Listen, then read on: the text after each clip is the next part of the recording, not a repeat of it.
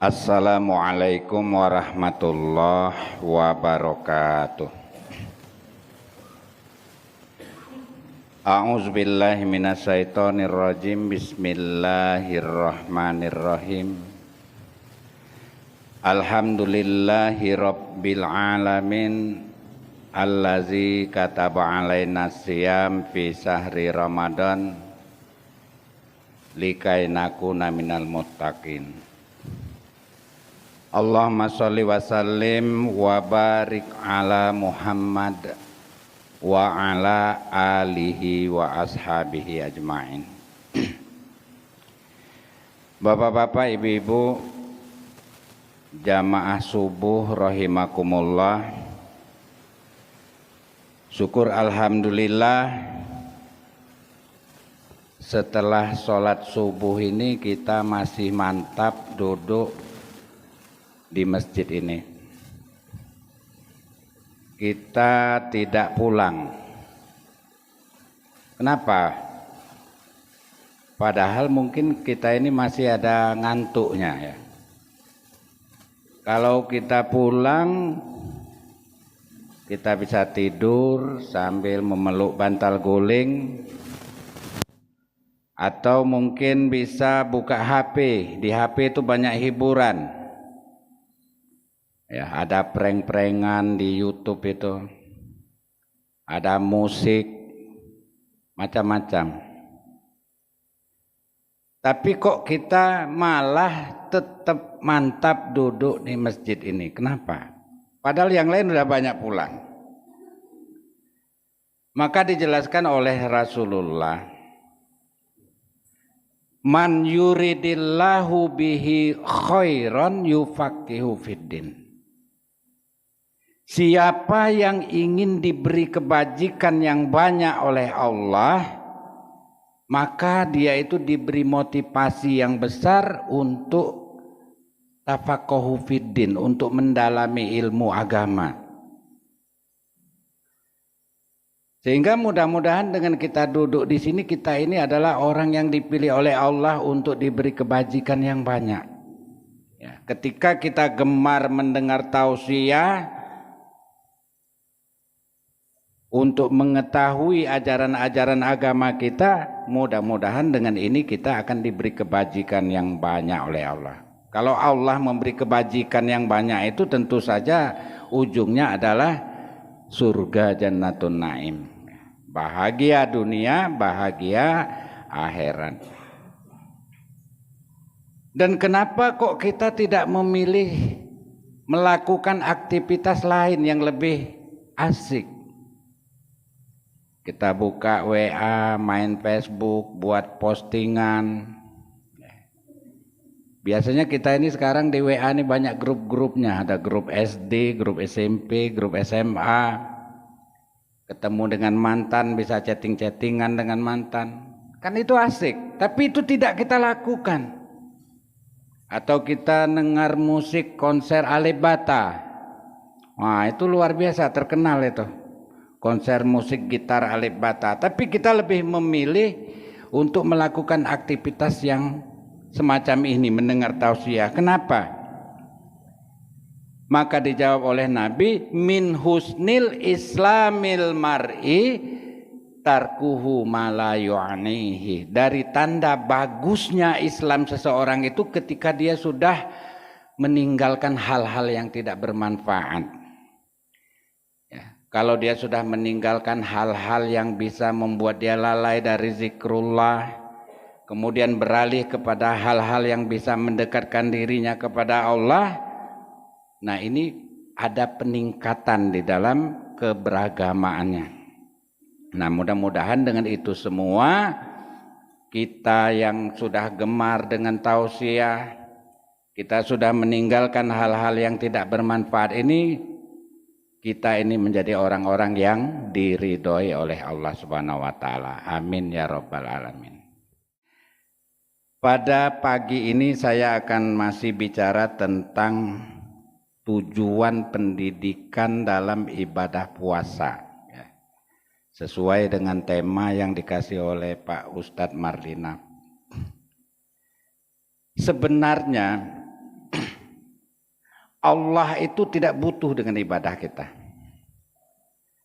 Bahkan kita ado, kita dak kate itu dati pengaruhnya sama Allah.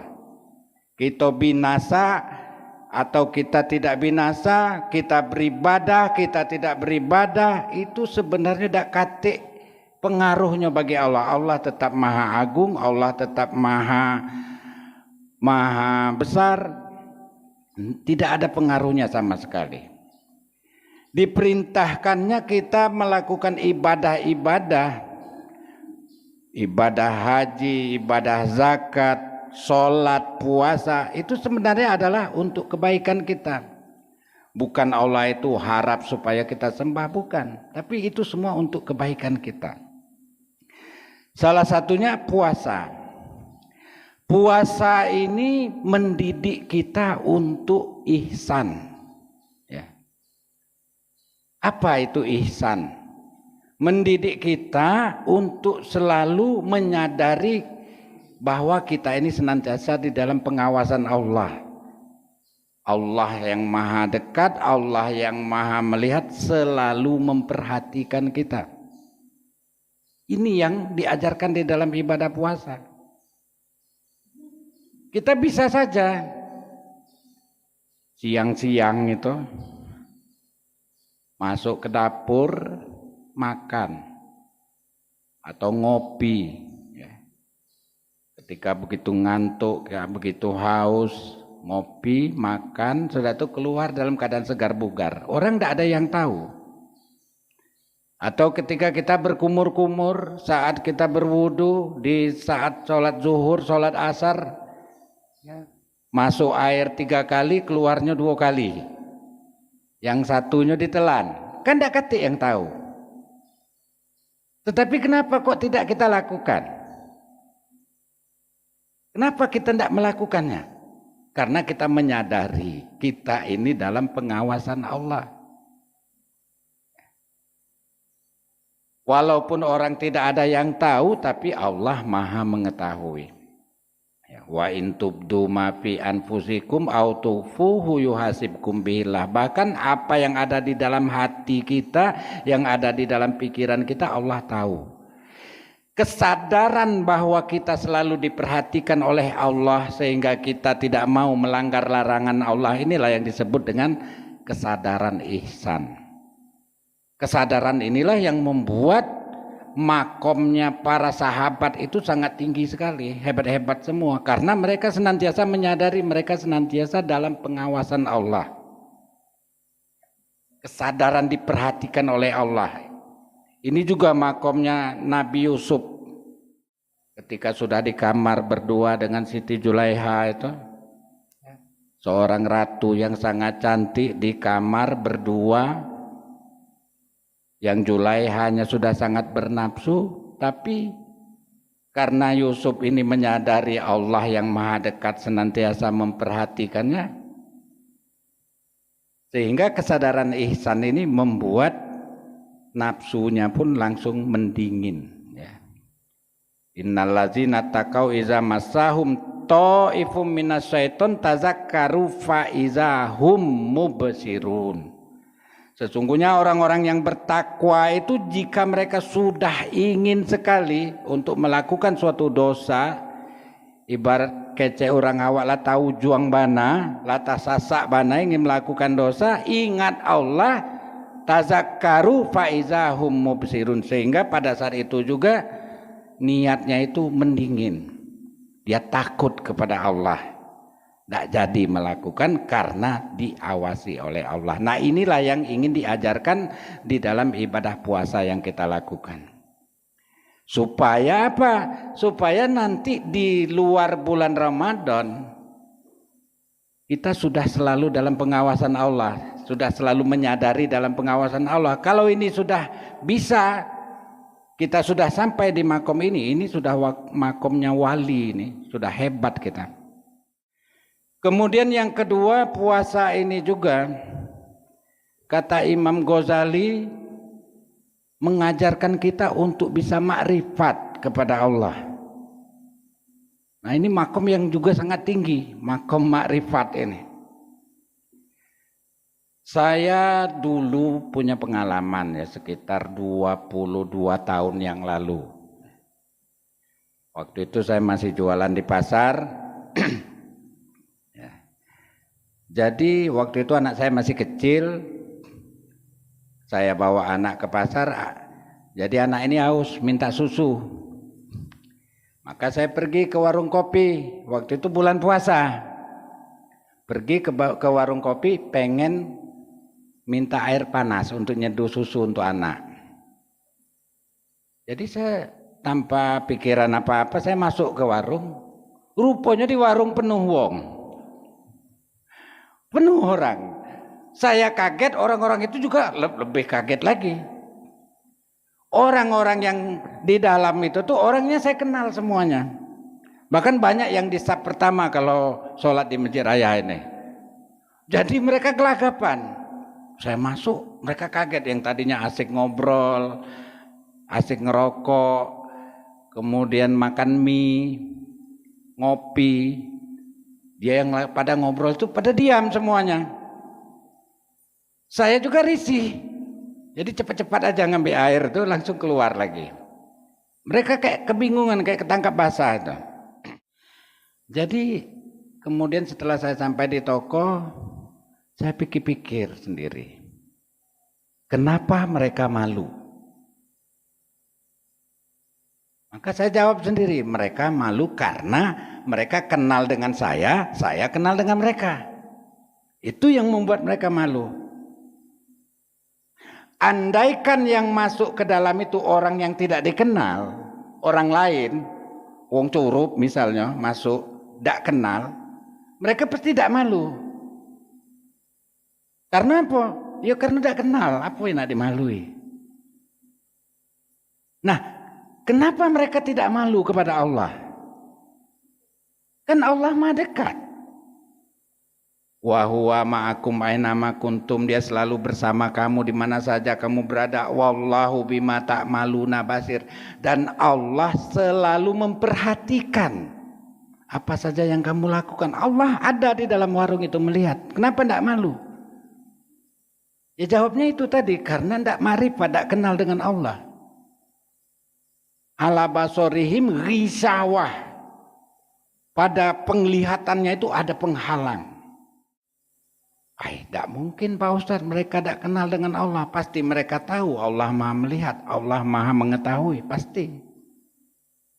Ya mereka tahu, tapi taunya ada di pikiran, bukan di hati. Ini beda. Kalau tahu di pikiran itu Profesor Dr. Snokhogronya di zaman Belanda itu sudah kaliber ulama. Orang-orang Aceh pada terkecoh semua. Dia kan memposisikan dirinya sebagai ulama. Bahkan orang Arab terkecoh, dia kan naik haji ke Mekah itu.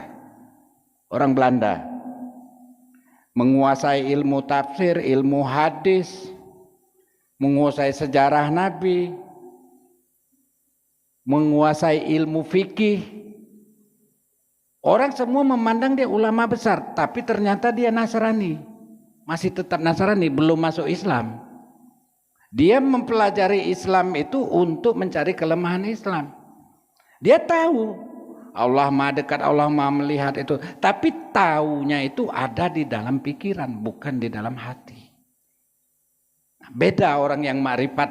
Kalau orang yang ma'rifat di dalam hati memberi pengaruh. Nah, puasa mengajarkan hal yang semacam itu. Agar tahunya kita itu bisa menerobos ke dalam hati kita sehingga kita ma'rifat, sehingga memberi pengaruh. Malu dengan Allah. Jadi Allah ingin menanamkan ma'rifat yang semacam ini dengan ibadah puasa ini. Jadi ibadah puasa ini luar biasa kalau kita memang betul-betul menyadari apa tujuan Allah nyuruh kita puasa. Nah, kalau kita sudah memiliki kesadaran tingkat semacam itu, ini sudah kesadaran waliullah, hebat kita jadinya ini, luar biasa. Kemudian yang ketiga, puasa ini sebagaimana yang sering disampaikan oleh para mubalik, yaitu suatu program dari Allah untuk melatih kita mengendalikan hawa nafsu. Nah ini kita semua sudah tahu ya. Jadi disampaikan oleh Imam Ghazali, derajat kita manusia ini lebih tinggi daripada hewan. Ya. Memang kita dengan hewan sama-sama punya hawa nafsu, tapi kita punya akal. Sehingga dengan akal itu derajat kita lebih tinggi dari hewan. Tetapi derajat kita di bawah malaikat. Kenapa malaikat lebih tinggi? Karena malaikat tidak punya hawa nafsu. Ya. Jadi malaikat senantiasa taat kepada Allah. Jadi kita di bawah malaikat. Nah, puasa ini mengajarkan kita untuk mengendalikan hawa nafsu. Ketika hawa nafsu kita tidak terkendali, kita dikendalikan oleh hawa nafsu lah, kita sama turun seperti hewan, kata Imam Ghazali. Karena derajat hewan derajat hawa nafsu. Tetapi ketika kita sudah bisa mengendalikan hawa nafsu kita, maka kita naik ke derajat malaikat, derajat orang yang dekat dengan Allah. Malaikat itu dekat dengan Allah. Kalau kita bisa sampai ke derajat malaikat, bisa mengendalikan hawa nafsu, artinya kita sudah didekatkan oleh Allah. Ini tujuan utama Allah, supaya kita itu dekat dan makrifat dengan Allah, dengan ibadah puasa yang kita lakukan ini. Tapi Pak Ustadz, banyak orang puasa, tapi di bulan Syawal itu tidak ada kelihatan bekasnya. Karena kebanyakan kita tidak memahami betul tujuan puasa ini. Sehingga efek dari puasa itu tidak kita rasakan. Kadang lucu ya, kita masyarakat Indonesia ini. Puasa ini kan kita ketahui mengurangi makan, mengurangi minum supaya kita tidak terlalu banyak memikirkan makanan, minuman. Tetapi justru di bulan puasa inilah kita yang paling banyak sekali mikir makan, mikir minum. Cobalah. Lah jam 4 lah mulai mikir. Apalah bukuannya kakek. Kemarin bukuannya martabak India. Kemarin yang lalu sarabi. Nah kakek apa bukuannya? Minuman cek itu juga kita mikir nak beli apa lah kakek. Kemarin es kacang, kemarinnya lagi es campur. Kakek kira-kira aku nak beli bukuan apa? Di luar bulan puasa kita tidak mikir itu. Justru di dalam puasa kita lebih sering mikir makan, mikir minum. Kan terbalik. Makanya kata Pak Ustadz Anton itu banyak orang ya puasa pas bulan Syawal nimbang nambah berat badannya. Kan ini lucu. Pas bulan puasa alhamdulillah berat 92. Wah, kan dia agak tinggi jadi ideal lah 92. Bulan Syawal nimbang 115. Nah, naik 17 kilo. Jadi cuma merubah jadwal saja. Siang memang tidak puasa, tapi malam tidak berhenti ngemil. Kan banyak itu kita terjadi di rumah itu. Di saat berbuka puasa tuh meja tuh penuh. Ada martabak, ada kue seribuan, ada ini, ada itu. Anggaran malah lebih besar di bulan puasa. Nah, capano ini. Padahal kita diajarkan di dalam bulan puasa itu untuk mengendalikan hawa nafsu, mengurangi makan, mengurangi minum. Tapi kita paling banyak berpikir masalah makan, masalah minum justru di bulan puasa. Kalau di bulan lain, mana ada kita mikir, ay sore kita nak makan apa, nak minum apa. Tapi di bulan puasa ini, nah mulai sibuk. Ke pasar beduk, wah segala dibeli. Kagak ada kati yang temakan, makan sih kok lah kenyang. Artinya apa? Artinya kita belum begitu memahami hakikat dari puasa itu. Coba kita biasa-biasa, cak hari-hari biasa. Biasanya apa kita minumnya? Air putih, ya sudah, kita biasa air putih. Kalau kita biasa di luar bulan Ramadan kita minum air putih, kemudian di bulan puasa minum es jus ini, es ini. Ini malah hawa nafsu kita malah menjadi-jadi, bukannya malah kita mengendalikan hawa nafsu. Nah ini yang harus kita perhatikan ya. Kalau kita sudah betul-betul bisa mengendalikan hawa nafsu kita, insya Allah program puasa yang dicanangkan oleh Allah ini akan betul-betul bisa mengangkat derajat kita kepada derajat takwa tadi ya. La'allakum tattaqun, merasa senantiasa diawasi oleh Allah. Kalau sudah merasa selalu diawasi oleh Allah Subhanahu wa taala, maka otomatis perilaku kita senantiasa menjadi terkendali. Kita terhindar dari dosa dan kita senantiasa termotivasi untuk melakukan berbagai amal-amal soleh. Nah ini saja yang bisa saya sampaikan, mudah-mudahan yang sedikit ini ada manfaatnya. Billahi taufiq wal hidayah. Wassalamualaikum warahmatullahi wabarakatuh.